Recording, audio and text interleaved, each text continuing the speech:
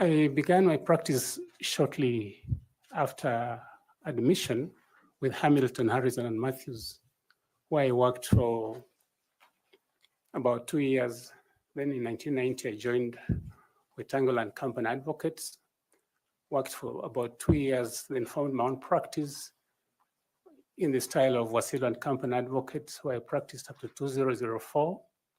And in 2004, Mr. Chairman, I joined the Nzoia Sugar Company as company secretary. I worked there for 5 years as company secretary. And in 2009, I became the managing director, where in which position I served 2 terms from 2009 up to 2015, when my second 3-year contract expired. And then I went back to the practice. But somewhere around 2022, January up to June, I was in Kisumu as a founding CEO of Kenya Sugar Manufacturers Association. I only did that stint for 6 months. And then I went back to practice, where I'm still practicing today. Now, Mr. Chairman and members, in terms of suitability, I've throughout my practice had a fervor for public interest litigation. I've done pro bono briefs, and as managing director, there are a number of achievements that I had. I don't know whether I can showcase them now, with your permission, Mr. Chairman. Please proceed. In 2009, I steered the company towards ISO, or rather International Standards Organization certification. Number? You know that? 2008, I think 2015, I can't recall exactly, it's quite a while now, Mr. Chairman. In 2012, I had the company enter into branded sugar production. It had never done that since inception, somewhere around in 1988. So our sugar was then able to be sold as branded in supermarkets that had never been there before. I also steered it towards achievement of the super brand tag. That meant that it could compete very effectively with other products. Mr. Chairman, members, due to the facilitative effort I had with the other managers within the company, in the year 2012, we had a record production of 71,000 tons of sugar made for the year 2012, something that had never been attained since inception of the company. And in the year, we also made a profit of nearly 800 million shillings. The company had never declared any profit. In fact, it was insolvent. So, Mr. Chairman, that is Saul Simiyu Wasilwa.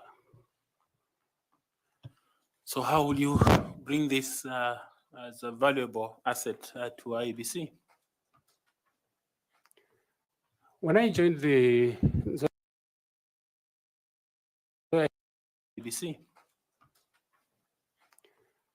When I joined the Nzoia Sugar, I was tagged an outsider because there are many others who had been there working there, and I was from legal practice. So at the time when I was promoted to the position of managing director, obviously the more seasoned managers thought it was unfair, I would say. But I was able to harness the capabilities of all the senior managers, the engineers, the agriculture experts, transport experts, for us to be able to work together as a team to get these accolades that I've just indicated.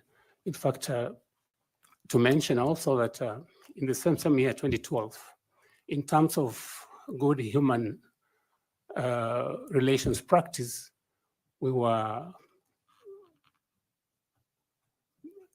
noticed by the Ministry of Agriculture, we usually had yearly congregations where companies would be given some congratulatory tag for either being perfect or good in audit.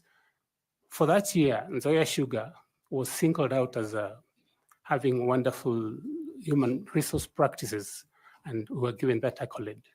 So to be able to attain high production, a production that had never been attained by the company before, it required skills to steer managers you have hardly worked with for a long time, to be able to see your vision and agree that you can work together for the betterment of the company.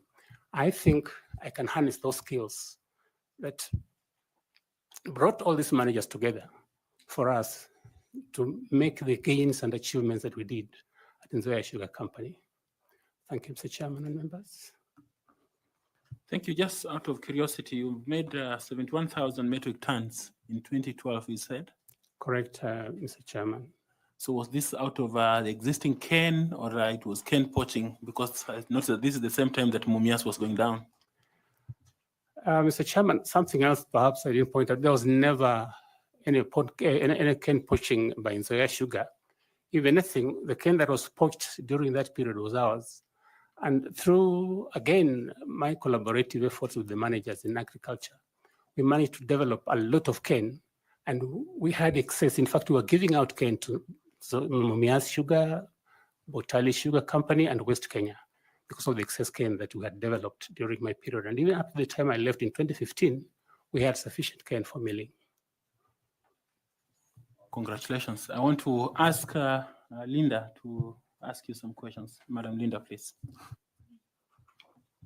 Thank you, Chairman. Now, Mr. Simiyu, I've heard you say that while at Nzoia Sugar, you had to harness some skills that were important to help you in executing your mandate. Now, are you able to tell this panel which skills are those that you harnessed while at Nzoia Sugar? And that which could help you execute your mandate as a chairperson of IEBC. Thank you, Mr. Chairman and members. The ability to identify these specialized skills each officer has, the ability to sit them down and be able to exploit whatever each one of us was able to bring to the table. Much as there was a little bit of misgiving, like I said, I was a kind of an outsider coming from the legal profession, and indeed the whispers were that a lawyer can't run a huge manufacturing concern. My ability to harness their different skills, my ability to identify that all of us can do, and alone you can't do much. That is what I intend to bring to the IEBC. And I know that IEBC has a large pool of well-qualified persons, must be lawyers, must be finance specialists, with whom, if the approach is right, the approach that recognizes the value of each and every one of us, the value that we need to work together, that together we are better than one, then we shall be able to steer through some of the problems that have beset the IEBC. And what competencies do you believe are essential for the chairperson to be able to execute his mandate? Thank you, Mr. Chairman and members. IEBC has a large pool of stakeholders. We have the main one, political parties that certainly must be recognized. They are the political leaders, they are the other stakeholders that we have to deal with them in terms of supplies, the media, and unless you are able to give them sufficient recognition, unless you are able to understand that all of us are fighting one common cause, and unless we are transparent in the manner in which we execute this mandate, together with knowledge spilling over to all the stakeholders in equal measure, then we stand the chance of perhaps being accused of being favoring particular sides, favoring particular political dispensations. That should not happen. What we need to do is to move forward together with all the stakeholders, bring them together, and have one vision together as we move towards ensuring that we have an election that is credible.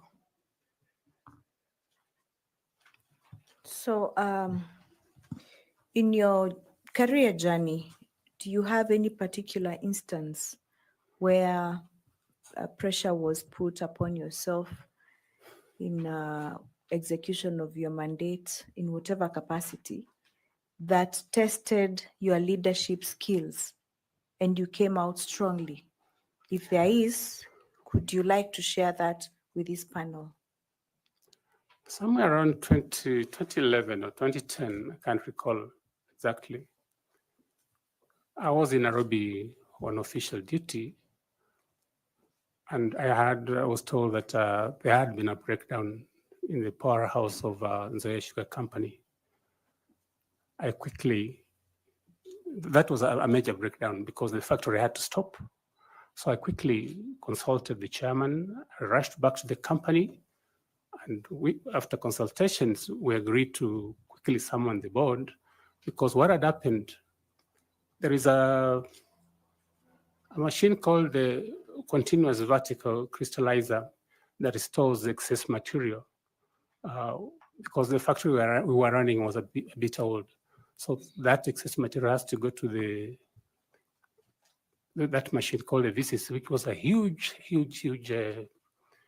piece of equipment so that it can store that material and then process it later on, so that we ensure that all the sugar has been extracted.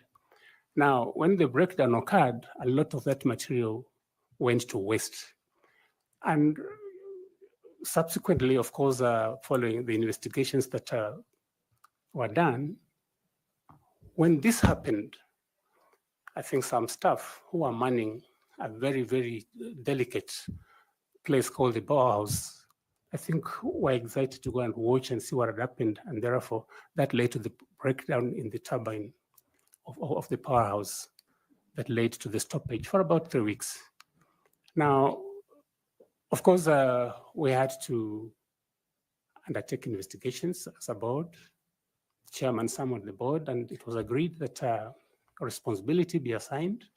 I think after the investigations, some officers were censored and I think dismissed. There are people I had worked with, and every time you think something has happened as a result of an accident, you think you want to forgive, but of course the decision was collective. They were sent away. I felt it for them, but again, it had to be done. And of course, the board was able to convince the ministry to allow us to draw funds, which were in excess of 150 million, to import other machinery from India and fix the breakdown in the powerhouse, which was done, and that cost a stoppage of about 19 days. In government circles, I think that was quite some tremendous loss. But I was able to, with the help of the board, steer through the crisis. We resumed operation after about 19 days. And yes, some people went away. It was sad for them to go away for something that really was not deliberate. But that's something that I thought was fairly challenging for me. Thank you, Mr. Chairman. Thank you, Mr. Simiyu. Thank you, Chairman. Thank you, Linda. Now I would like to ask Caro Kituku to also engage the candidate. Thank you, Mr. Chairman, and good afternoon once more, Wakili, and welcome. I would like us to have a conversation on the party nomination process. Under what mandate do parties in Kenya do nomination?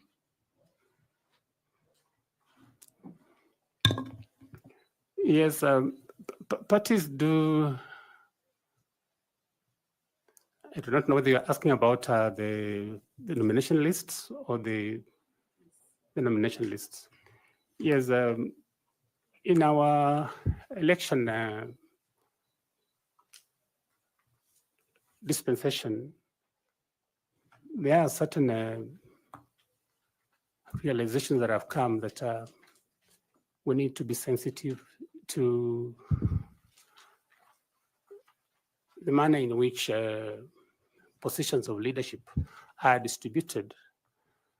And therefore, parties are given the privilege in the Constitution to nominate some members outside the elected ones to fill those positions that are meant to cushion against the 2/3 requirement in public service. Now for Parliament, for instance, there are the 12 nomination positions, and which are, I think the parties are given to present those nomination lists prior to the election. And depending on how the party fares in the election, the distribution of the nomination seats will be in accordance with how they are fared proportionally.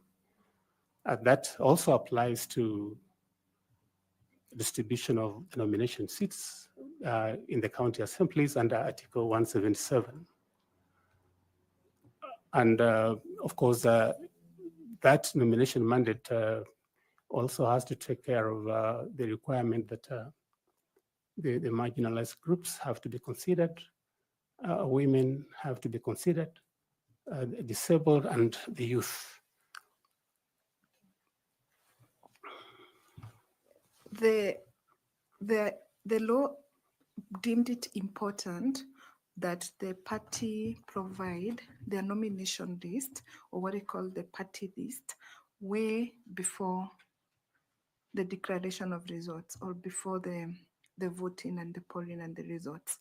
Why do you think this was necessary? Given our history, our electoral history? The process of election is fairly sensitive. You find a situation where we do not easily accept results of the engagement we have in our political affairs. So the requirement that this list be submitted in advance, in my view, are meant to ensure that any disputes that may arise, because obviously the issue about determining who is able differently, the issue of determining issues of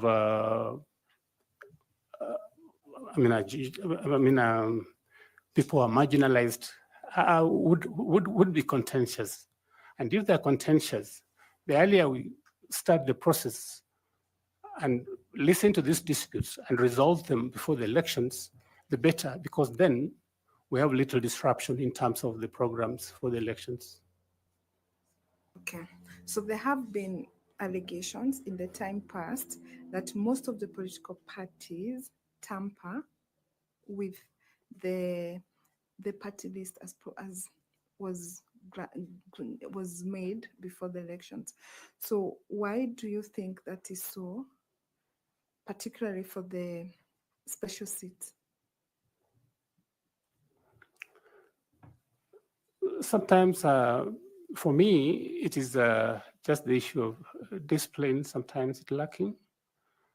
The feeling that so and so perhaps is a better friend who would give more votes, and therefore I do not think there is any real reason why they should tamper, except for perhaps just some self-interest, that I didn't cater for a friend, we didn't cater for this particular region. Those are excuses that can be used, because the moment they sit to determine these party lists, I believe sufficient consideration would have gone into, but sometimes I think we're not sincere about ourselves, about the decisions we've made, because of maybe other ulterior considerations that come subsequent to the decision to nominate.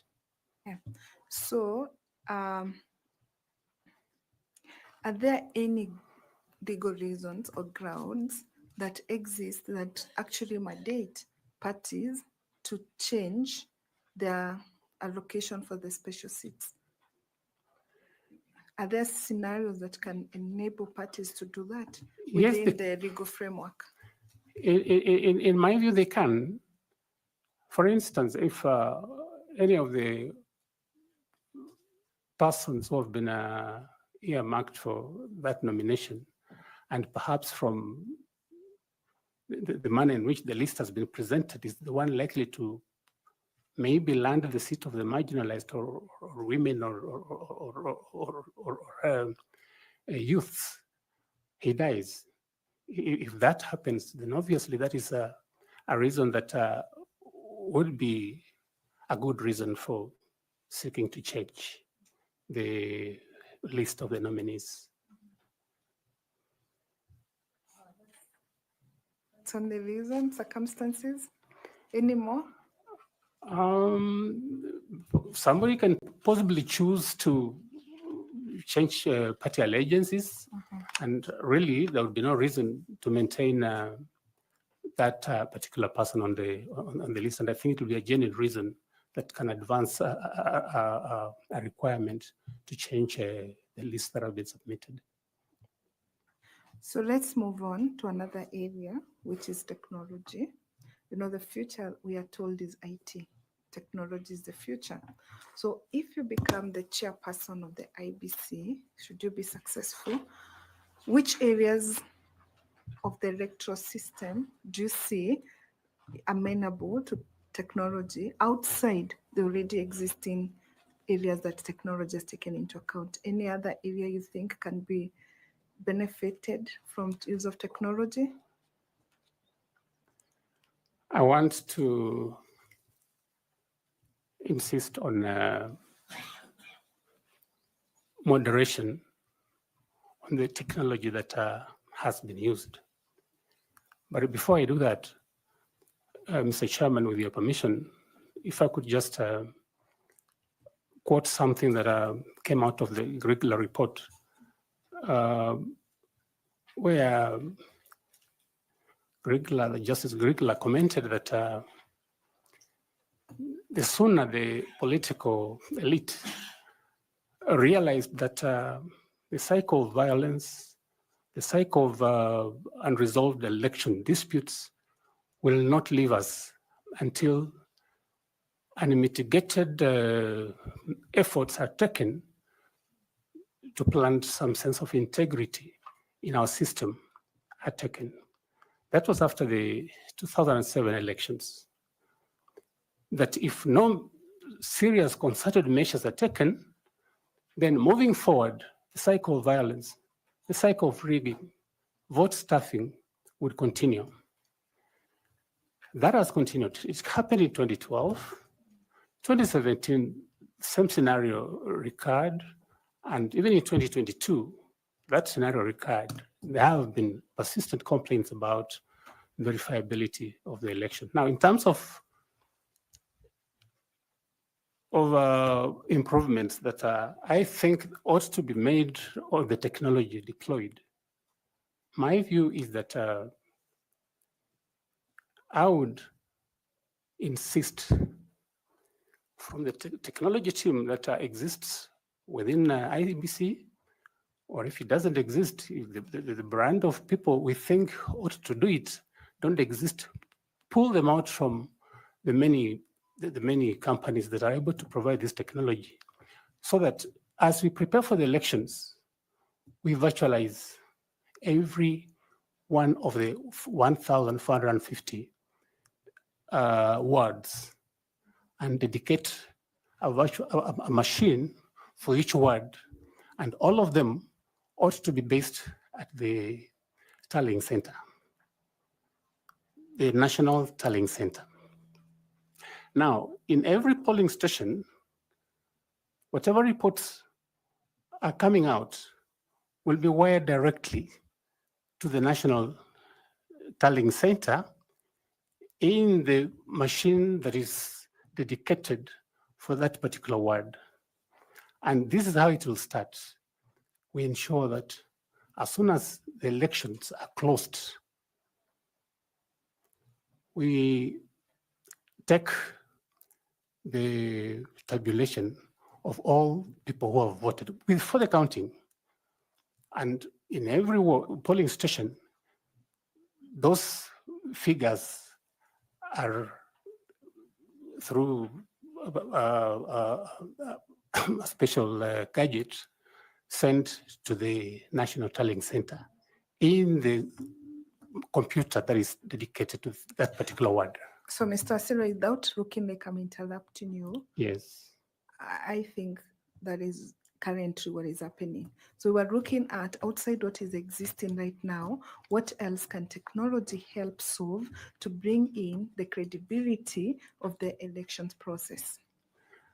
Through the chair, I plead that I be listened to on this one, because we've not in the past insisted that we take the tally of all the people who have voted as soon as voting closes. What usually happens is that we take the list. I mean, the people who have been counted. What I'm starting with is that as soon as voting closes, we know the number of people who have cast their votes. Whether they're spoiled, whether they're good votes, we take that whole number and wire it to the computer that is dedicated to that particular ward. After that, once the counting has been done, we take the number of those who have been counted in that polling station again, and they're wired to the same polling, the same virtual computer for that particular ward, so that all the 1450 wards, all the 1450 virtual computers will receive results from the specific wards they're representing. After that, once the counting is done, then the counted votes, an image is taken also and wired to the dedicated portals. And then the technology that will be best suited for this is satellite technology, where we would avoid a lot of failures like has happened with Safaricom and others, where particularly in remote areas, it's difficult to get that information wired to the tallying center. If we use satellite communication, and I think Starlight is one case in focus here, then once we have received that information, what the chairman has and the commissioners have is that apart from the votes that have been counted, there is one other standard that they can use in terms of verification, that standard of votes that were cast in each of the polling stations. I hope I'm clear. Yeah, thank you very much, and I wish you the best. Thank you, Chairman. Thank you. We now invite Dr. Koki Muli to also ask you some questions.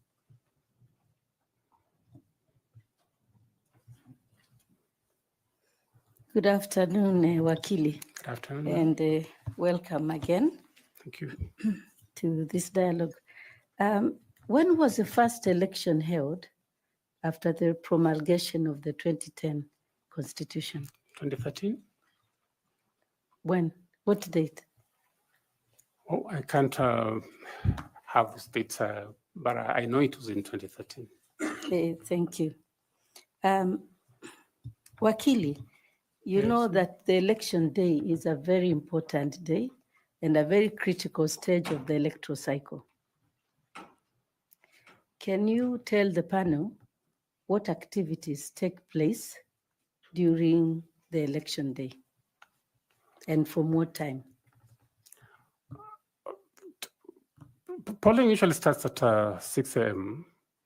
Throughout the country, unless, of course, the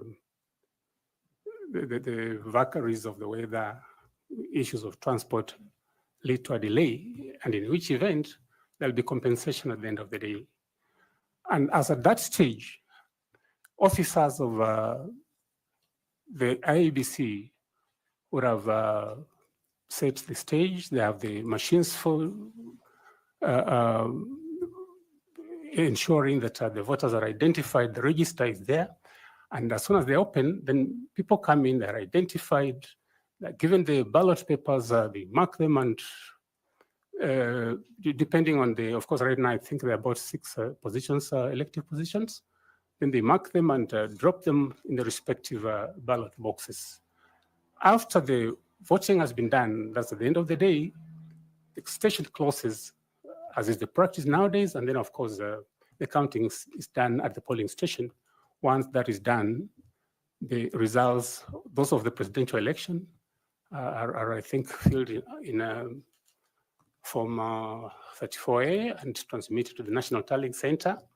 The results of the county governor, the county women rep, the results of the county senator are, I think, counted and declared at the county tallying center.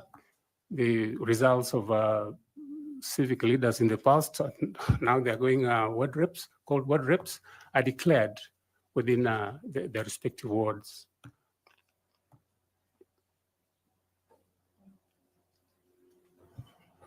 Okay. Is there any announcement of results at the polling station? Results are not, so to speak, really, once voting has been done, there, of course, party officials, they have their representatives. Once the returning officer has finished the counting, the officers will have to sign them. And therefore, at that stage, the results for each candidate are announced as at that stage, including what has been tallied for the presidential vote. I think they're announced at that stage before they're transmitted to the respective quarters. Thank you very much. Would you like to tell the panel and those Kenyans watching you, which are those respective quarters where the results, the different results of the 6 elections are transmitted to? There is the constituency tallying center where the results of the area member of parliament are supposed to be taken, tallied, and declared. The results of the ward representatives are similarly taken to the county tallying center and are declared. The results of the governor and the senator are also declared at the county tallying center, but the presidential results are declared at the national tallying center. But after all parties that are represented in the election, that is, the agents have signed and certified that indeed that's the record of what was counted.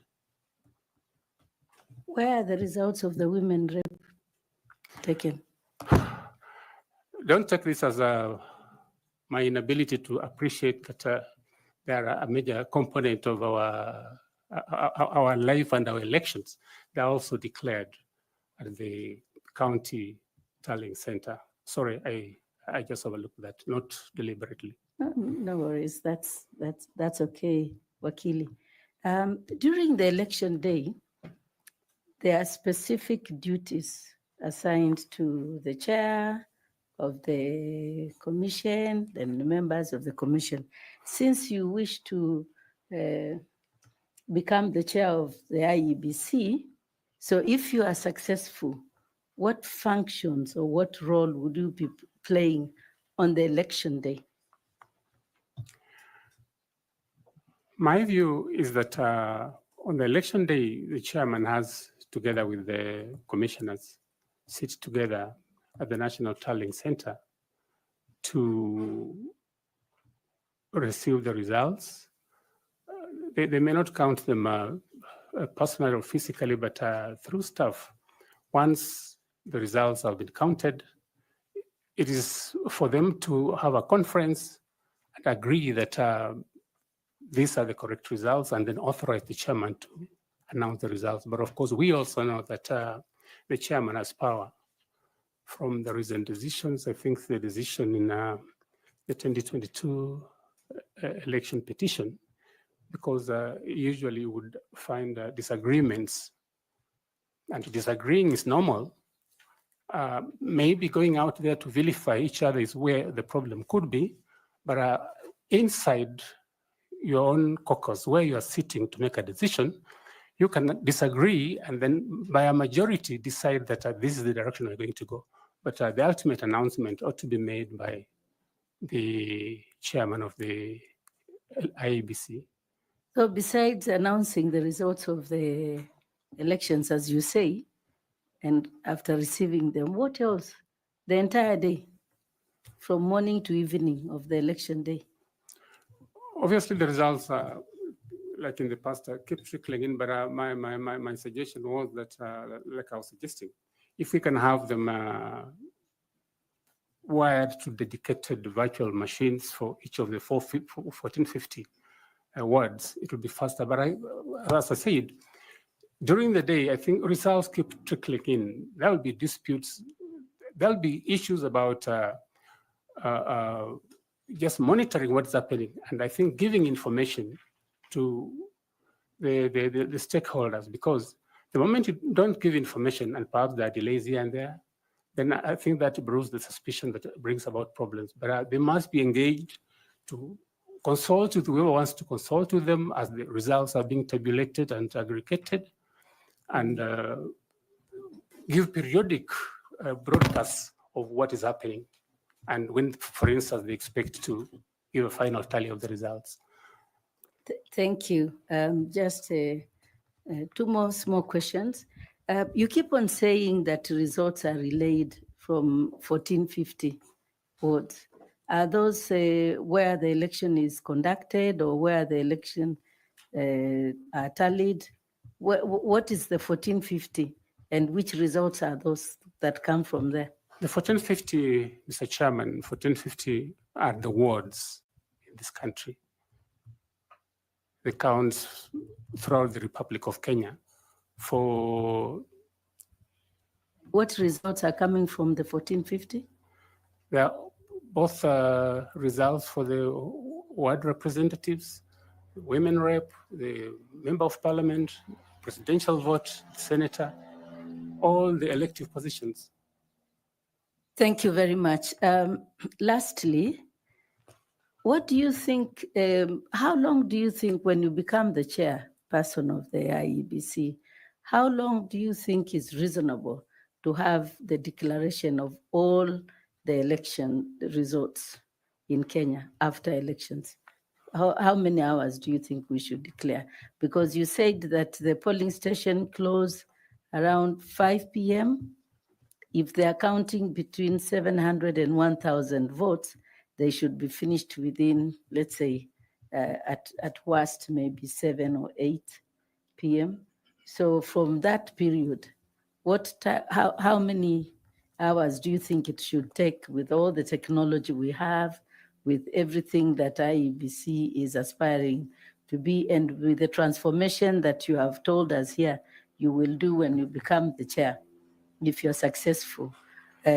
What should we expect from you to announce? What time should we expect the announcement of results to be?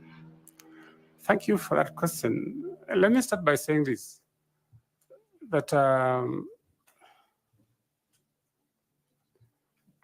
the problem in the past has been that we take a long time to announce results. And this is basically because sometimes we are relying on technology that will fail because we're using one dedicated line to transmit all results to the tallying center. There'll be jams along the way. There'll be gridlocks along the way. That's why I'm having this proposal that instead of using one line of communication to relay results from every part of this country, let's have a dedicated virtual machine for each ward. And that way we avoid the gridlock, we avoid the jam, so that results are released faster. And if that becomes the case, then if polls close at 5 o'clock, or if there's been an extension, they go on up to about 6 or 7 o'clock, I expect that if these measures are put in place, we should have all the results at the National Tallying Center by about 9 o'clock. And the beauty of having to relay these results directly from the ward, from the 1450 wards, is that you do not give people reason to start being imaginative.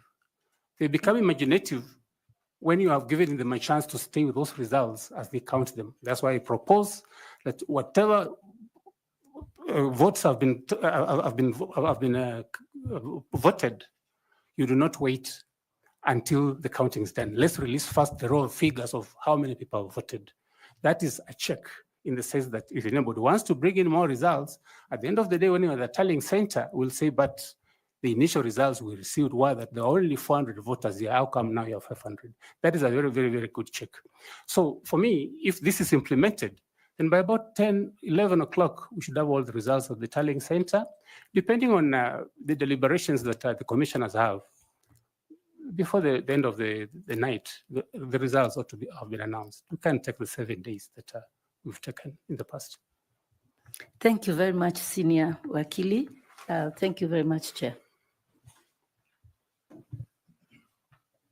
Just to ask, is the 1450 center of relaying results something you are proposing, or this is what is happening? Mr. Chairman, it is initially I was asked what reform measure would you want to come up with in terms of result transmission, and that's why I said that if we get a dedicated machine for every ward, Okay. we will release the results faster, relay the results faster to the tallying center. It's what I'm proposing as a reform measure, not what exists at the moment, Mr. Chairman. Okay, thank you. Sorry, I was actually assuming that that's what exists. If you don't mind, what exists at the moment? That's the first question I was asking you, actually. At the moment, the results are all released using one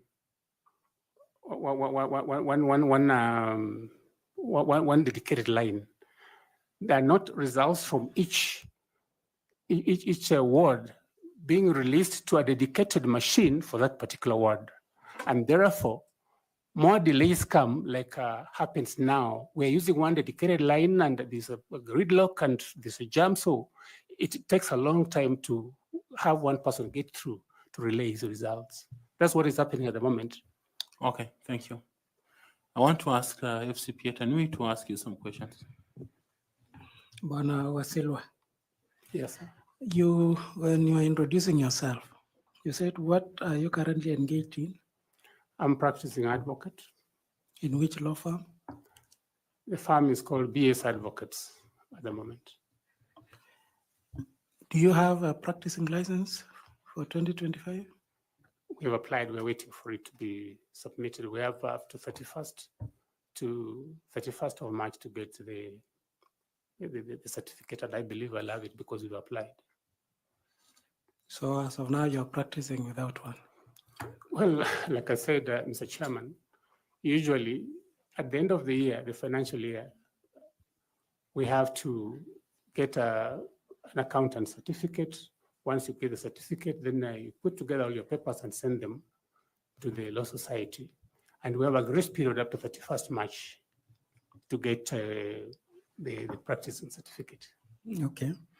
I've also seen that you're a member of Chartered Institute of Certified Secretaries, actually Institute of Certified Secretaries. Yes.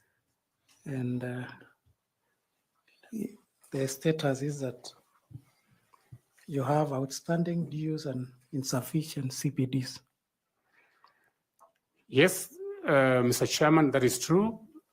I do not practice as a certified public secretary for a long time, and as a human being, sometimes you could easily have something delayed. In fact, I've been in communication with them. I have fees of 12,500, which I ought to pay, and I'm going to pay so that I make my record clear. Why I'm aware of asking, that. why I'm specific on that one is that you are a company secretary for Nzoia before you become the MD, isn't it? Yes, I was. And that is what led you to who you are in terms of your career growth. And you would be of, how would I put it? That should be it's what built you. It's what made you the CEO. You are the CS. And for purposes of governance and corporate governance, that is a profession of governance that you are exhibiting while you are the managing director. I did not exhibit that. I never at any time had any lapse in terms of delay in paying. I was up to date throughout the period. I was company secretary and managing director. Okay. Now, related. Just before you move on, Yeah, okay. I needed to clarify about his practicing license from for his advocacy role. I didn't understand what he said. About 31st or something? 31st what do you March. mean? Chairman, what I was saying was that at the end of the financial year, 31st December, that is when you get the accountant certificate. The accountant has to go through your books and confirm that you've kept your books well, the client's accounts are properly kept. That's one of the mandatory documents that must be submitted to the Law Society when you apply for a practicing certificate. And we usually have a grace period of up to 31st March to pay and obtain that certificate. Okay, Carol? Thank you, Chairman. Mr. Wasilwa, I hear you saying that you have applied for the practicing certificate. Do you have that evidence, the receipt for payment? I haven't carried that, but Okay. given time, I'll provide. The Advocates Act stipulates that a practicing certificate is valid for 1 year. And it's very clear, it's valid from the 1st of January to the 31st of December. And the grace period normally it is not that long. When did you apply for the practicing certificate? It must have been early this month, and I'm sure I'll have it before 31st of March. Okay. I'll provide it even to this committee if necessary. The grace period is up to 31st March, Mr. Chairman. Okay, Council Member Linda, please. Allow me to comment, Chair. Mr. Simiyu, that is not the position. You know, all the lawyers in this room know that the grace period is up to January 31st. You ought to have applied for your PC before January 31st. That is the only time you have for grace period. Anything thereafter, if you have not applied for your PC before January 31st, it means you're practicing without a license. Well, once you've paid, I believe, you've asked that I provide the payment receipt, then you are good to go. And I believe I'll have, I don't know what Madam says about 31st January, but I know that even in the past, it is something worth checking, but the period has been up to 31st of March. What that means, Mr. Simiyu, is that if you apply in March, you will not get a practicing certificate from January. You will get a practicing certificate from the time which you apply, and it will be dated the month of March. That legally means that the whole of January, the whole of February, you are practicing without a PC, which is irregular. Well, sometimes we make these inquiries and we're told that once you've paid for it, you're good to go. And this is what we've done in the practice. Sorry, I think it may be something that we need to check again, but that's what we've done, how we've practiced. But you have your practicing license for 2024. Yes, Mr. Chairman. It's even one of the documents that I carried. I attached on the affidavit that had been filed by somebody. I have the certificate. Okay, can we proceed? I can proceed. Yeah. So why I raise that issue is corporate governance is a very important issue, and more so if you want to chair such a commission like the IEBC. And I was keen on your certification as a corporate secretary or company secretary, having been one yourself. Now, one of the key features or one of the instruments of good corporate governance is an audit committee. And I would expect that during your tenure as the CEO of Nzoia Sugar Company, you must have had one. But now it's a legal requirement under the PFM Act that all commissions, including IEBC or IEBC included, should establish an audit committee. Why was it necessary to legislate the establishment of audit committees, more so in bodies like Constitutional Commission?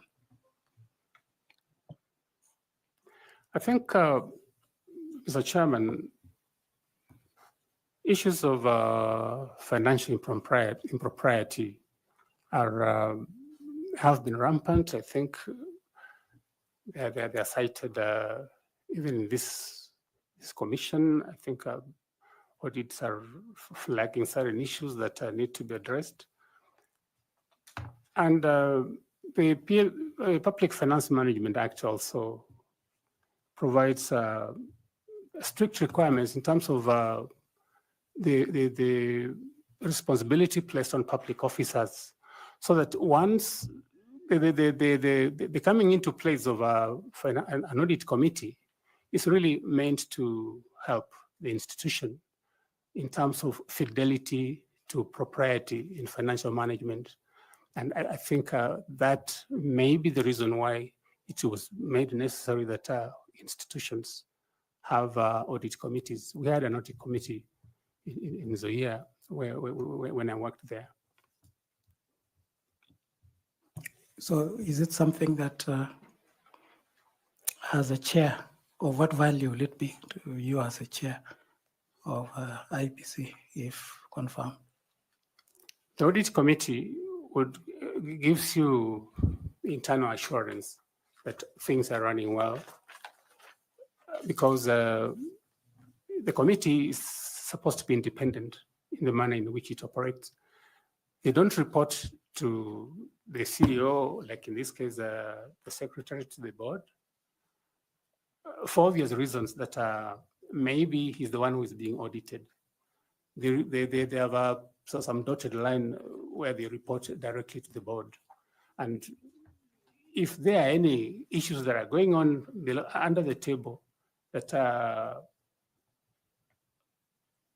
maybe the CEO may not want to disclose, those would be disclosed in the audit committee, and I think can be sorted out before they're escalated out to the National Audit Office. I think it is very useful for the commission to have that audit committee, because then it raises the red flags, and the early warnings come from the internal auditor, who will say that if we continue like this, there's bound to be a problem. I think it is a very necessary committee for operations of this institution. Thank you. And my last question is that you will be joining, if confirmed or if appointed, you'll be joining a commission where you as a chair and the other 6 commissioners will be new. there is already an existing secretariat in place and technical officers. So how will you, as a chair, be able to work together with the new commissioners, at the same time ensure that the secretariat that are there are able to support you in the process without having any issue of infights, conflicts, and create cohesion and harmony within the commission?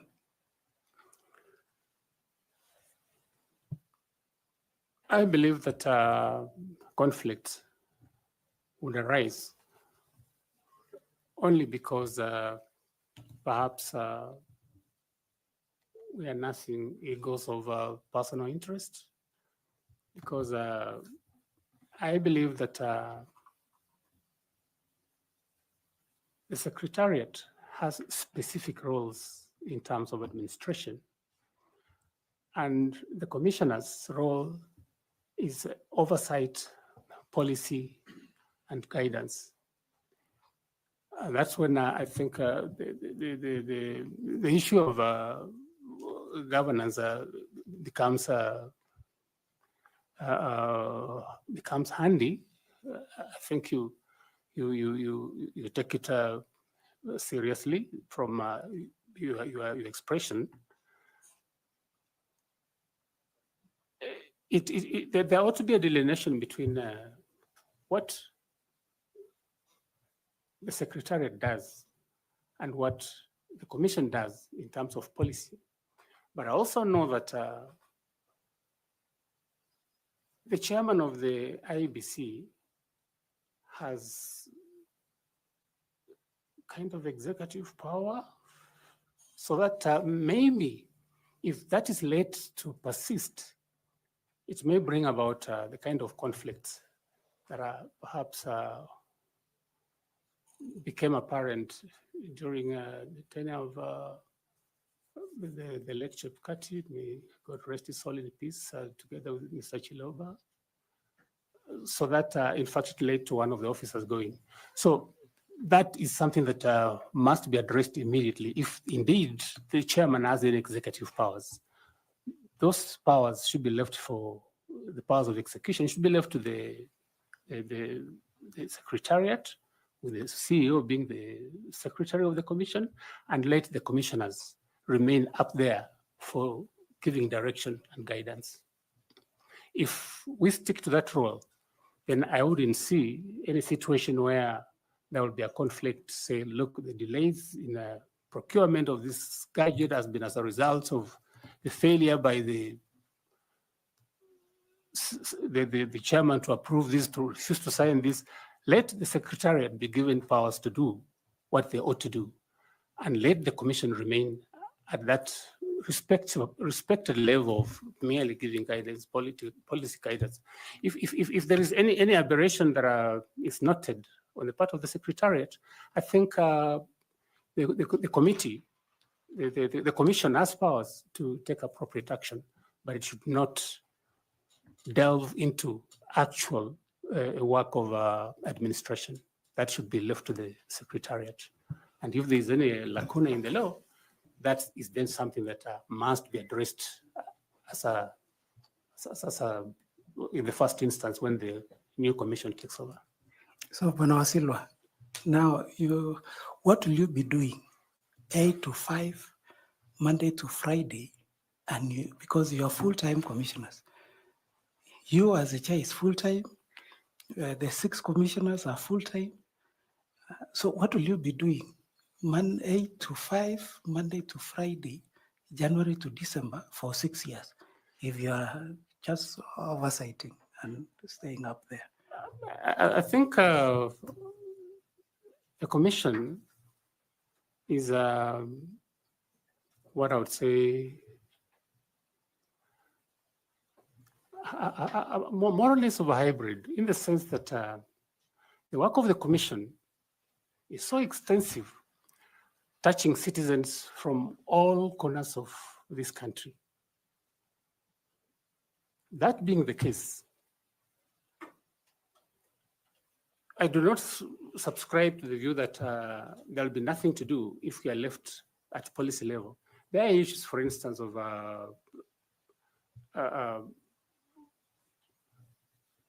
reviewing what management has done and the secretariat has done in committees. And I know that most of the work of the IEBC is done through specialized committees. I believe there's an audit committee, the legal committee.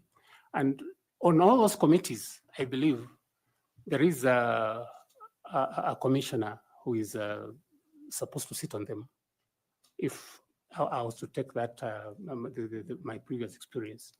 And so when they sit on those committees, I think there are issues that will arise at every given time that I think the commission will address, the commissioners will address, and not assume to just sit for six years without doing anything, because matters that are done by the secretariat must necessarily get the approval of the commission before the implementation is done. Reports must be made, escalated to the commission before implementation is done. So I believe that there is work to be done, and done even on that daily basis. But if that would entail moving into a conundrum where you are now doing, the commission is now doing work that is supposed to be done by the secretariat, then I think at that stage, it has not happened yet. At that stage, then perhaps somebody can start thinking about seeing whether commissioner should work part-time. But knowing the problems that the commission has, knowing the limited time that it has, for instance, for organizing the next election, I believe that a full-time occupation for the commissioners is necessary at this stage. But if for any reason, there's a reason to believe that perhaps they're being paid for not so much work that is being done, then I think policy should shift, and we said now I think we sit as on a part-time basis. Wish you well. Thank you, Chair. Okay, before I come to you, Madam Linda, please. Thank you, Chair. Now, Mr. Simiyu, I would like to take you back to the matter of the PC, because part of our work as a panel is to ensure that we have a very honest chairperson who will be able to give Kenyans transparent and accountable elections. And also to caution you that there are several lawyers in this panel, and therefore the questions that I ask, kindly be honest about them. So you say that you have applied for your PC for this year. I say so, Mr. Chairman. Do you have any CPD points for the year 2024? Yeah, I'll have to check, but I've attended some of the programs. Did you attend any CPD seminars or Yes. webinars last year? Yes, I did. Have you checked your portal this year? At the time I applied because I satisfied that requirement of the CPD points. You are aware that even as we sit here, we can be able to get into your portal and check whether you have your CPD points for Yes. last year. Yes. Will you be surprised to know that last year you have 0 CPD points and you require 5 CPD points to be able to apply for your PC for this year? That will surprise me because I attended those programs. Are you aware that the LSK portal that you use to apply for your PC is an automated system which will not give you an invoice unless you have 5 CPD points for 2024? Mr. Chairman, like I said, I have applied, and the only reason I applied is because I was satisfied that I had the points. Thank you. Thank you, Madam Linda. And now I'll go to Evans Misati to pick up from there. Thanks so much, Chair. Simiyu, I'm sure you are aware we are doing this because we are doing it on behalf of Kenyans. The position of the IEBC chair needs a lot of public scrutiny, so don't be surprised what is happening. Now, I want to take you back to or where you said you have been in leadership positions or in charge of institutions. Have you had any experience working with a highly technical secretariat before? And how did you balance the effective oversight without micromanaging either the secretariat or the staff, if you have had any experience? Because you have said you have been in managing director, CEO, or something of that kind. Where I worked as managing director, I was the one in charge of the team to execute. So really, I would delve in and understand what managers were doing and guide them. I was sitting on the board as a secretary, but my actual mandate was to be the manager. I'm the one who liaises between the management and the board and to report what is happening on the day-to-day management of the affairs of the company. That was my responsibility. So really, the issue of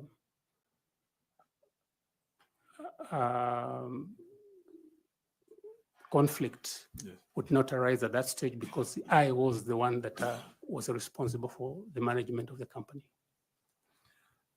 Yes. Now let me ask you another question related to the party agents. You know, if we're going to conduct elections in 2027, we are aware that candidates will be able to have agents. From your understanding, what are the challenges you can cite that are facing the issue of party agents, given that, you know, these are the witnesses, as you are the delivery, these are the witnesses who witness on behalf of the candidates. So are you seeing any challenges with the issue of agents, and what are the measures to mitigate any of those challenges? The problem of party agents and the nature of our engagement with them, I'm afraid in some parts of this country, it is purely who can pay what he can pay.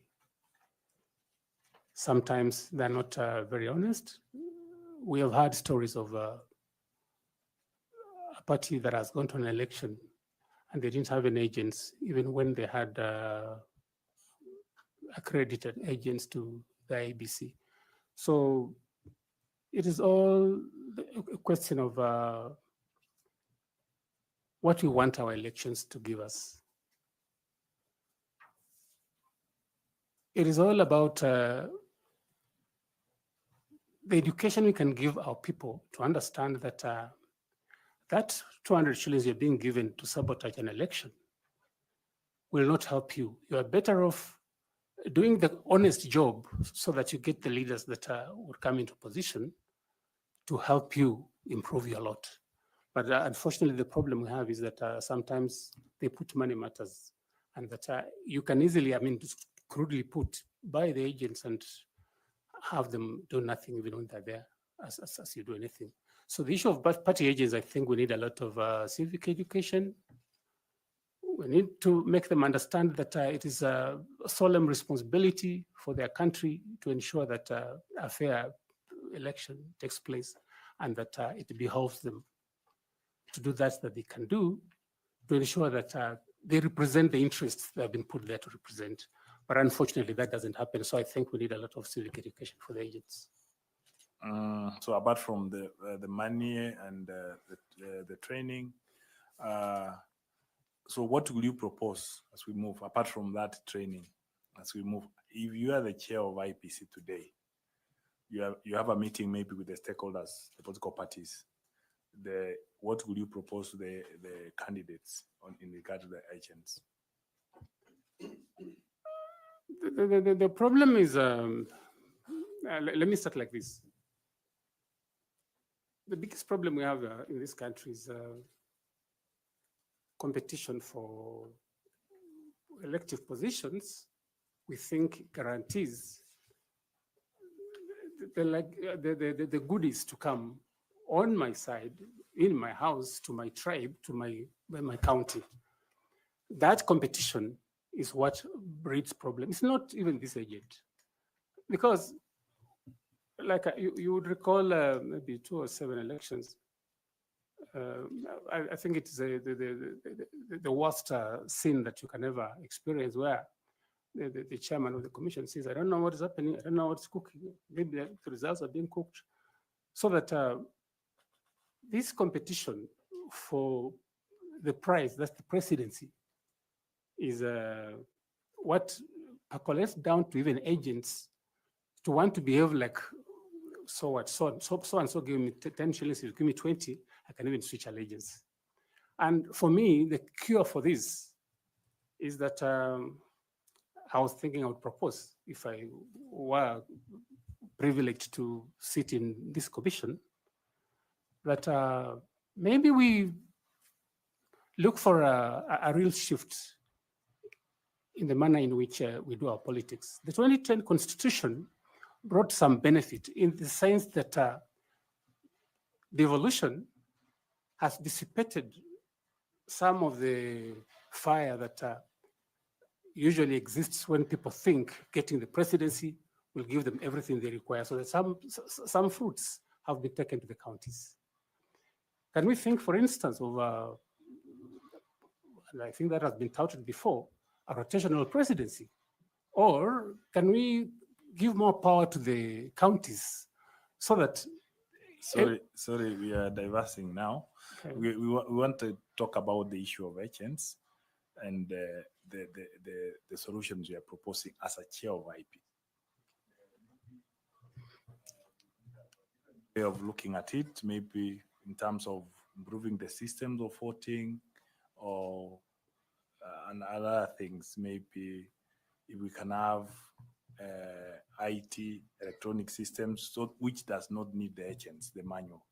So let me go to my last question. Can you comment on that?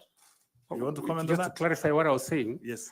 that if the mindset can't be changed and you're choosing to work on the agents to make them look like saints when all other players are doing things their own way, we will not get anywhere. That's what I was trying to say. I'm sorry. Now, assuming you find favor with this panel and you are the chair of IEBC, what would be your priority action or things to do before the 2027 general elections? Just mention a few. There's the issue of boundary delineation. I think that's the number one priority. The issue of the by-elections that are pending. People have been disenfranchised because of there not being this commission in place. But also, as our first step, I think we need, as a new team, to understand what our responsibilities are. You won't just move in and start going to Isebania to try and work on the boundaries. We'll need to get initially an understanding of the operations, the guiding principles, the guidelines in terms of how the commission operates. Once you have understood that, then of course, like I said, the immediate issues would be planning for the next election, the issue of delineation of boundaries, which is overdue. And I think constitutionally, I don't know, that something has to be done to get the mandate to go on with the exercise of delineation, because the 12 years are long gone. The 12 years the Constitution requires within which boundary delineation has to be done. So that is a priority. By-elections are a priority. Just getting to understand what needs to be done so that this team can move forward as a team, again, that is a priority. Thanks so much. I wish you well.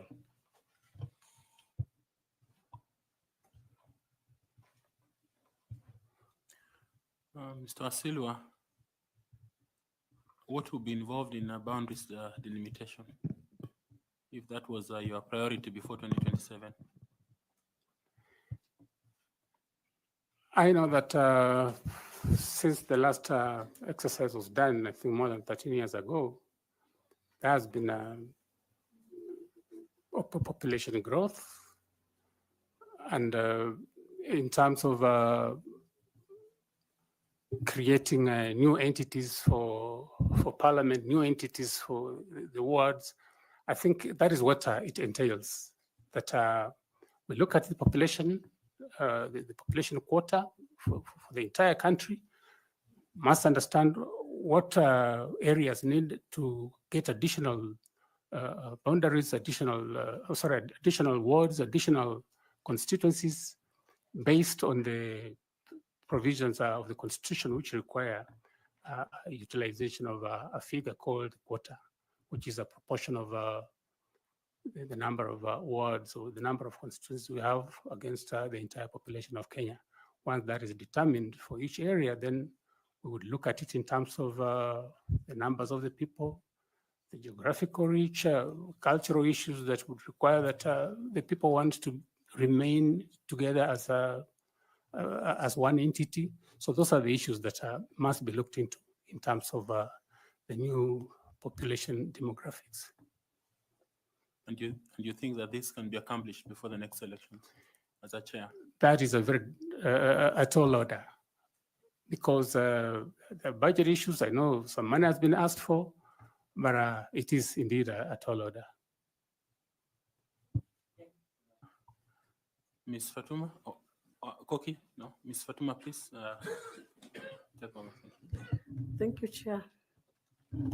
Mr. Simiyu, Yes. generally, stakeholder engagement is expected to bring to fruition trust, buy-in, risk management, and so many other positive tenets. For instance, you become the chair IEBC, and you are faced with a situation where there are stakeholders who are hostile, who do not completely trust what you're doing, or just have a negative attitude towards working with you, working with the Commission generally. What would you do in such circumstances? People who don't want to work. For whatever reason, at times they could be because out of lack of trust, or maybe other vested interests. They just do not buy in and do not support what you're doing. My initial submission was on the best way of creating that trust, where people will know that once an election is done, the system that has been installed is not subject to tampering. I've indicated we need a dedicated satellite system that will be used. Once they are convinced that a credible result will come. I'm just saying, in this special circumstance, Yes. you find a stakeholder who's hostile. How do you address? For stakeholders, they are stakeholders, and they are stakeholders because, rather, we are there because of those stakeholders, and you must find a way of talking to them. If you can't talk to them, send a team to talk to them. If you can't have a team to talk to them, let the elders talk to them. But for God's sake, there's no way you are going to avoid any particular segment of the stakeholders, because then they're the ones who are going to explode tomorrow. If they come to the office screaming fire, you are responsible because you are in the office, you must face them. But if you don't think you will face them, because these things are going to occur unless some of these steps that we are talking about are taken, don't try to look for the job, but be there, face them, tell them this is what we're doing. Even if you're doing nothing, that they, of course, from their perspective, they think you're doing nothing, but at least you must be able to meet them and talk to them, listen to them, and find ways of addressing the issues there. Because of course they won't be unreasonable to just come and start a fire unless there's really something that they believe in. Like for instance, when they believe somebody's stealing the election and they come and explode. So that constant communication, that constant engagement with them, and the ability to go before them and explain what is happening, I think it is important. But if they have come now and they're breathing fire, I believe that you must just find a way of talking to them. You can't run away because that is your responsibility and somebody has to do it. Supposing you are unsuccessful, how do you protect the commission's functions and ensure that you're able to conduct the elections and the outcome is unaffected? If these stakeholders, if you're not successful in convincing a certain portion of the stakeholders. That's what I'm saying, that every time we sit together and try to talk, I think we'll find a solution. I don't think the stakeholders who would come and say, today, I must kill all the commissioners because they failed to do ABCD. Maybe it's because they don't have information. But once you give them information, I'm sure they'll mellow down and I think listen to reason. You can't close down the office. You can't stop the election. You must find a way of going on with the election. But of course, in situations where things become like we are not here talking about the headquarters, perhaps a particular electoral area where they have genuine grievances about something that you think indeed there is a reason for culpability, then I think this the commission has powers to stop an election if there are genuine grievances about their feeling that perhaps fairness will not come out of the election. You can stop the election. Yes, there are certain areas. I remember during the 2022 elections when I think parts of Kakamega elections were postponed for reasons that there was no guarantee that there will be safety. And I think they were held subsequently. So it's possible that you can stop the election for a while until conditions favorable for undertaking the election can be obtained.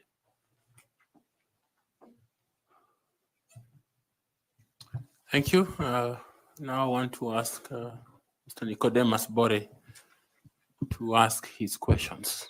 Kindly, Nicodemus. Thank you, Chairman.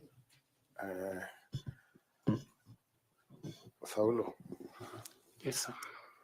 I think the reason why Kakamega elections were stopped in 2022 was because the ballot papers there was a mix-up of ballot papers, not because of any insecurity or anything else.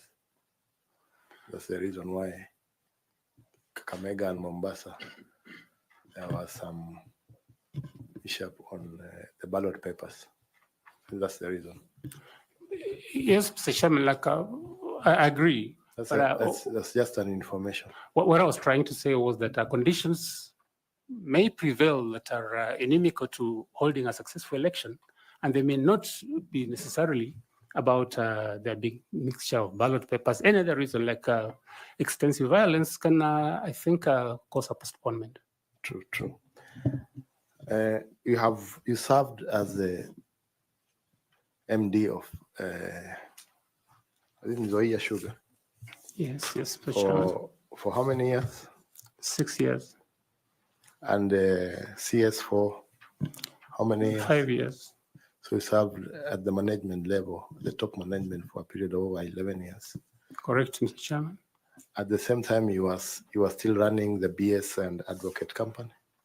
No, I wasn't running it at that time. In fact, from 2004, I was running as Wasilwa and Company Advocate, and I relinquished that to somebody else. So when I stopped working, that's when I went to join into the partnership of BS Advocates.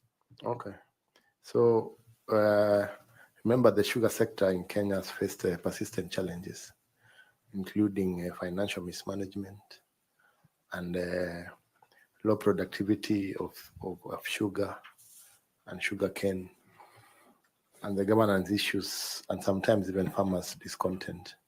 So looking back on your tenure, do you have any specific successes that you can point out as your contribution to the industry as a whole? I believe I mentioned them. One that stood out was the fact that when other companies had no cane, my collaboration, my coordination with my managers in agriculture, had developed a lot of cane, both in the outgrower rich and the nucleus estate, that we never lacked cane while I was the managing director. And indeed, these issues of cane, lack of cane, came after about 2016 when I had left. But even when it was acute for other companies, Nzoia still had cane. So cane as an issue was, we didn't have a problem with cane. Again, I mentioned that during my tenure, we had ISO certification. We were acclaimed as the best company in terms of HR management in 2012 by PS Kiome then. Then, of course, we had a break into a super brand, and I think branded sugar.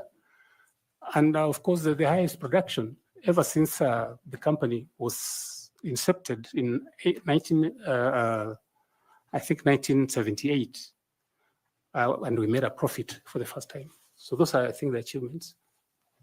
Maybe for those of people who not understand the ISO certification, can you explain that a bit? ISO is a process you go through over a period of time,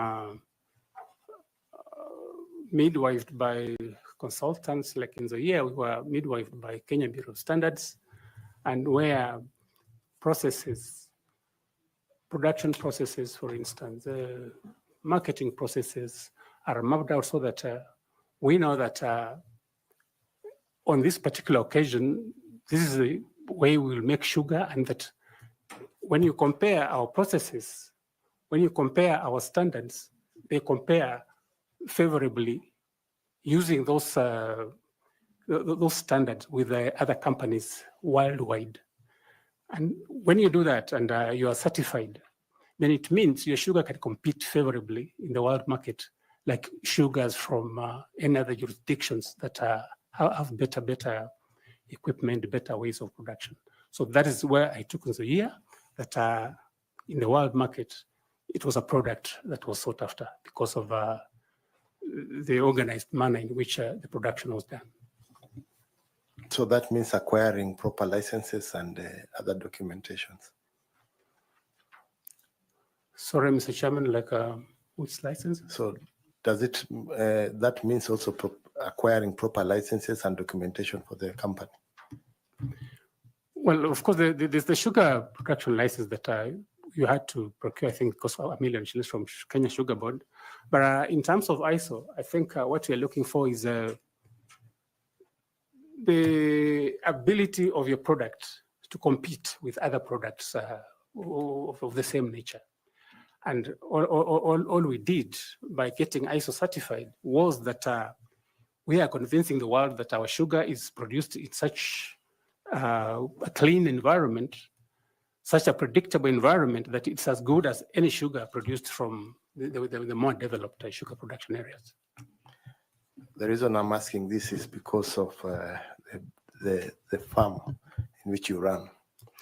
From what we have seen and discussed here, you don't seem to have licenses to run your farm, yet you are able to have very good licenses to run Nzoia Sugar Company. I think I've said that in my practice, I've had licenses to practice. That wouldn't, again, compromise the fact of the production ISO certification merely because perhaps during 1 month I was not able to have this and that. I think that should be an isolated issue. But like I said, really, what you are raising cannot water down the fact that I got those achievements while I worked as the managing director. The isolated case seems not to only affect you, it also affected your clients, because we have a memorandum or an affidavit signed, sworn by one Professor Okumu Wafula, who is accusing you of not having a practicing license. Yes, you picked fees for defending him. Is there any information about that? Chairman, I've been asked about 204, and I said I had a license. I've even annexed it On that document, I received the affidavit. It was sent to me by officers of the Secretariat. I did an affidavit in response, which I submitted, and it was acknowledged. And all I can say is that as an advocate, you give advice to a client. It may not be what he wants to hear. And the mere fact that the client doesn't want to hear your advice or to take your advice doesn't mean that you are incompetent. It may be a difference in opinion. It is not proof that you're incompetent. I only gave advice, and perhaps if the chairman allowed me, I would say amplify what's in the affidavit. But all I'm saying is this: that the situation was that he was going to be struck off the case, and the opponent be given rights to administer the estate of the deceased person if we didn't take the action we took. And the man was in the UK. So we took the step after talking to the other beneficiaries in the estate who agreed that instead of having this man take over administration alone, let's include whoever is objecting to be part of the administration of the estate. And that's what I did. I did nothing wrong. I took the advice I thought was in the best interest of my client. So the attached affidavit includes an attachment of from LSK. It indicates that Wasilwa, Saul, Simiyu, number P105/1780/88, working at PMS Advocates, practicing year 2024, practicing status inactive. That's true, Chairman. That document, I looked at it, but I have annexed the certificate of the practice certificate on my response for that particular year. Thank you, Chairman. Okay, Prof.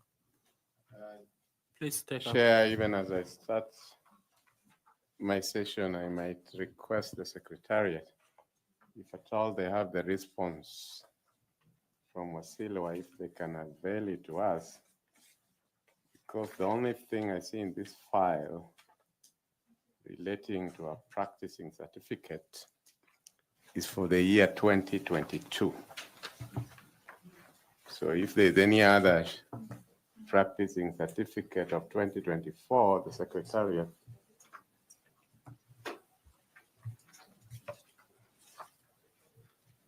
Do we have the affidavit? Yeah, just help me as I want to revisit this because Wasilwa, you know that the position of chairman requires somebody of utmost integrity. Madam Caro has brought to my attention where you are replying affidavit is, and again the certificates that you have attached is for the year 2022. So you haven't answered Boris' question, because the certificate you have attached here, practicing certificate, is for 2022. Can you clarify where the 2024 one is? Chairman, maybe the photocopier left out that, if that came from the system. Do you have the original? We can use the original. We don't have to use a photocopy. Understand one. I don't have the original right here, but I attached the certificates for 2022, 2023, and 2024. And you're saying that the LSK portal that has been printed as both the LSK Council, who is our vice chair, and the LSK representative, Caroline, who have said here to you that we can enter that portal right now. And that's how this inactive status was ascertained. You are saying before us here that whatever was obtained from LSK portal is not true, and that Wasilwa's photocopier, which missed the certificates of 2023 and 24, is the one which is true. That's what you're telling us. It's not my copy, Mr. Chairman. I'm saying No, that wherever you copied.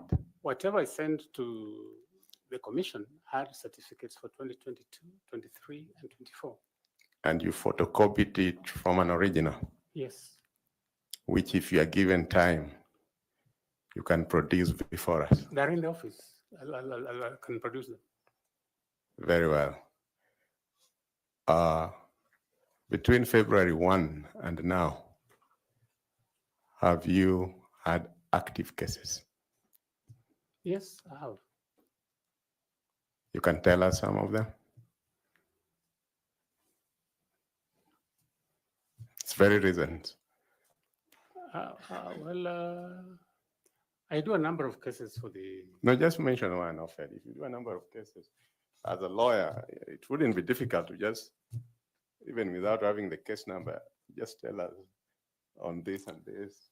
That's the case I handle. Or I'm handling. One of Winfried Dhiambo against Kenya Revenue Authority is pending for judgment. I think coming for judgment sometimes this month. In which The High Court in jurisdiction? Bungoma. Thank you. Mr. Wasilwa, as chairperson of IEBC,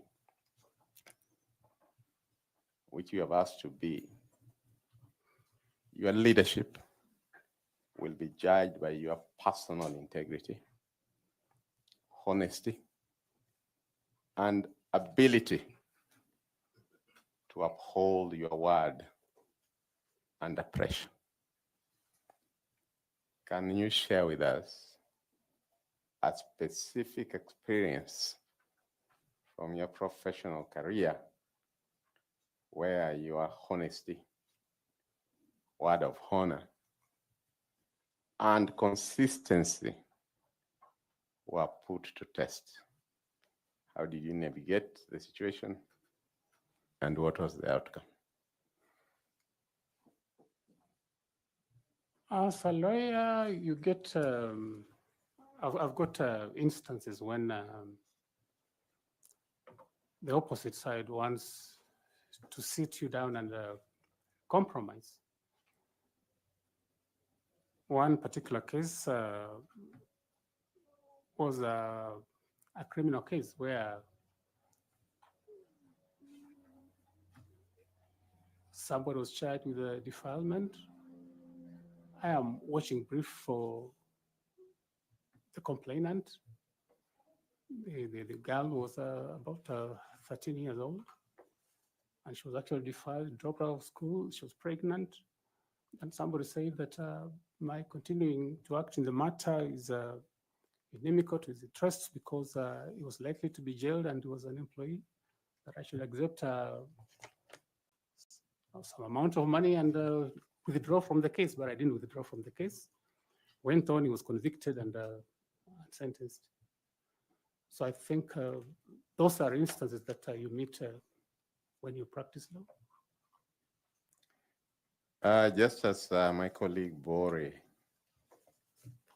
intimated to you, the sugar sector in Kenya has faced persistent challenges, including financial mismanagement, low productivity, governance issues, and farmer discontent. Looking back on your tenure,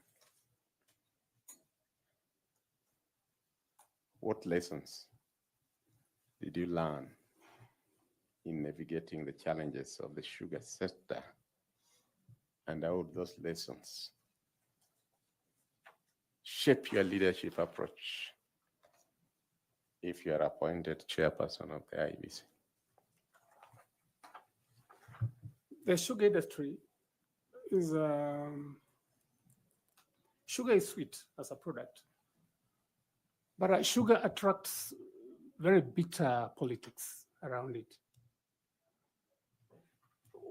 I pointed out when I began that when I was appointed managing director, questions were asked loudly whether a lawyer can manage a sugar factory.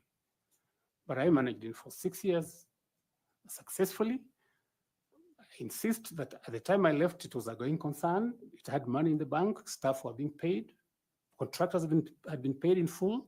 I had done annual maintenance, which usually takes anything upwards of 500 million shillings to do from the time I took over until the time I was leaving. So really, I did my best, but amidst the politics around the sugar industry. Sugar is the only product which has sugar barons, like drugs. And so it shows you how vitriolic it can be, how dangerous it can be to work in the sugar industry. But somebody has to do it, and I did it successfully. Thank God that I managed. But all I can assure you is that I managed to circumvent the politics around it because it was so political. I managed to pay farmers, and there were no complaints at the time when I was working as managing director. That record is there.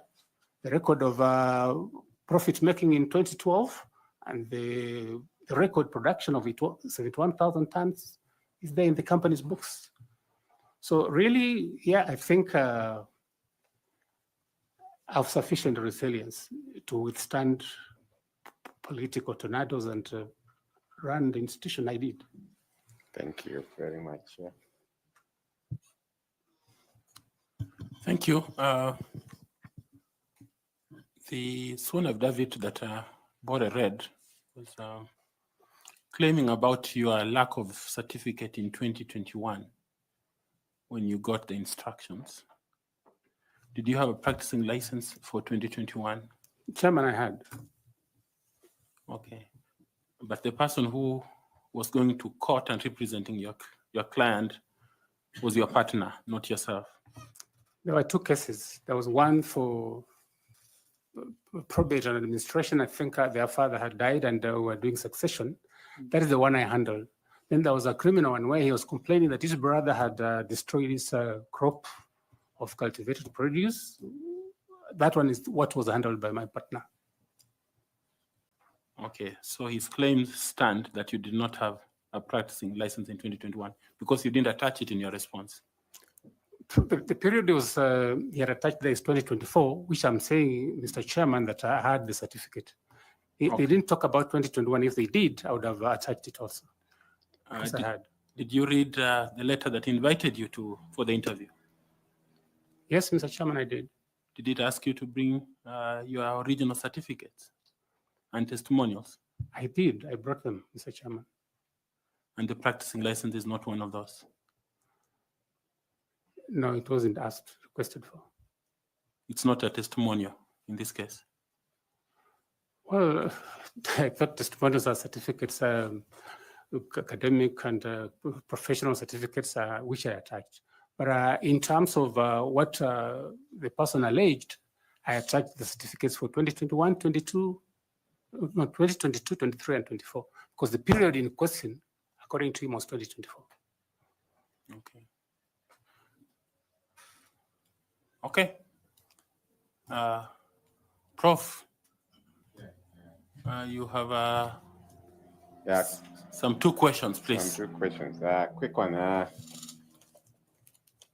When Wasilwa, you told us about if you are made chair, you told us one of your priorities will be to ensure that the by-elections that are pending where Kenyans are unrepresented, they should be conducted so that those Kenyans are represented. Name for us, since this is your priority, name for us any 3 constituencies or counties in the Republic of Kenya that are due for by-elections and the reason for the by-election in each.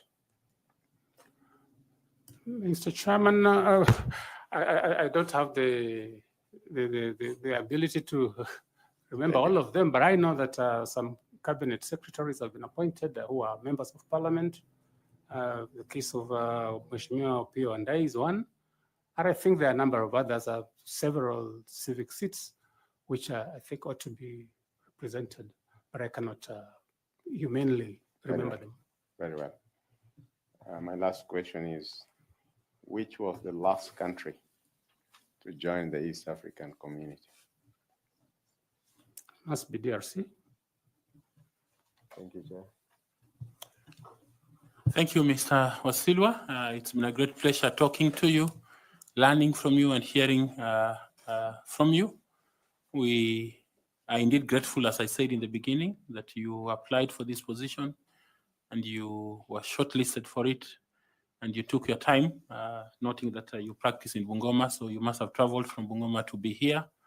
We don't take it for granted that you took this effort to want to serve Kenyans.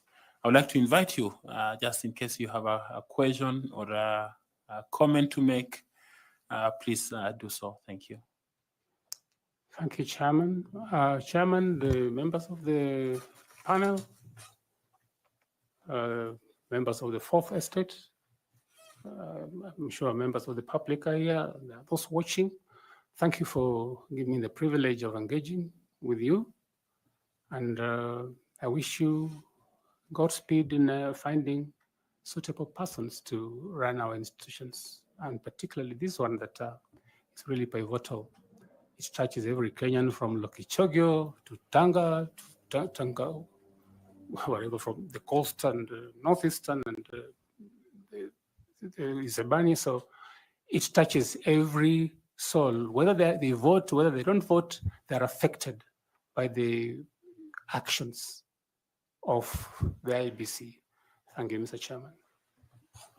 You're welcome. Remember to pick your certificates. There's a bottle of water before you. You feel free to pick it. And if you have a notebook, you can still carry it with you. We appreciated your presence. Thank you very much. Thank you, Mr. Chairman. Asante. Thank you.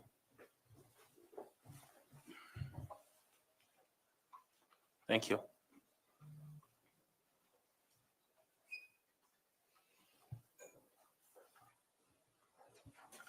Okay, members of the Fourth Estate,